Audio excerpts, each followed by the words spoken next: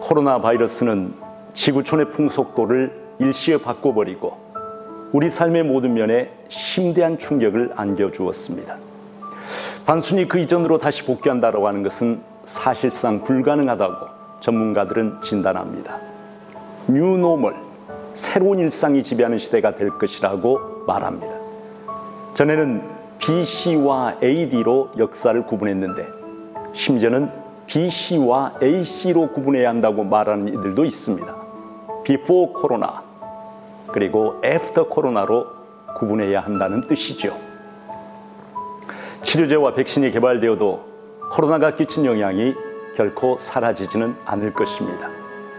코로나 이후 시대, 하나님을 믿는 우리 성도들은 어떻게 이 시대를 바라보고 어떻게 신앙생활을 해나가야 하는 것일까요? 코로나가 기승을 부리는 시기에는 온라인 예배가 잠정적인 예배 대안이 될 수도 있었습니다. 그러나 온라인 예배는 불가피한 상황에서 부득이한 대안일 뿐 결코 예배를 대체할 수 있는 것은 아닙니다. 교회는 그 본질에 있어서 공동체입니다. 구원받은 하나님의 백성의 공동체이고 지체들이 연합된 그리스도의 몸입니다.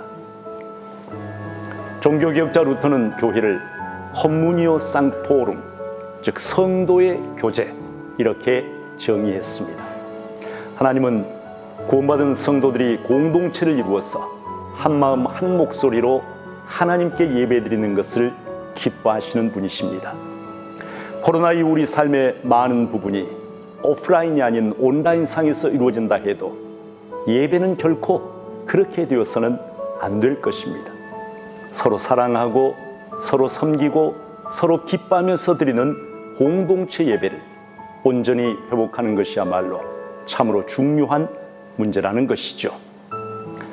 또 하나 코로나의 위기를 통과하면서 진정한 예배가 어떤 것인가를 다시 생각하게 됩니다. 코로나는 감염병입니다.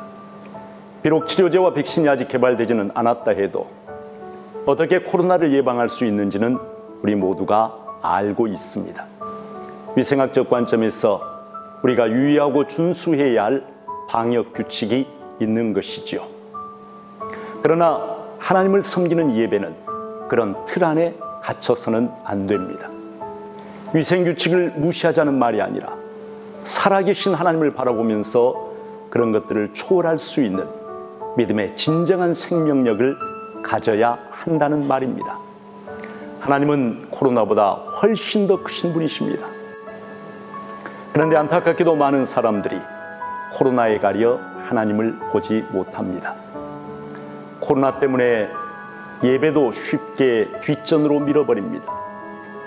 자칫하면 그것은 코로나 바이러스보다도 못한 신앙이 될 수 있습니다. 그리고 그런 신앙에는 구원의 참된 능력이 있을 수 없습니다. 코로나의 영향을 받는 신앙이 아니라 믿음으로 코로나를 이겨내는 신앙이 되어야 합니다. 담대하게, 더 뜨겁게, 더 열정적으로 하나님 앞에 나가는 믿음의 성도들이 되어야 할 것입니다. 셋째로, 코로나 이후 시대에 많은 것들이 변한다 할지라도 성도는 영원하신 하나님의 말씀에 대한 확신을 가져야 합니다.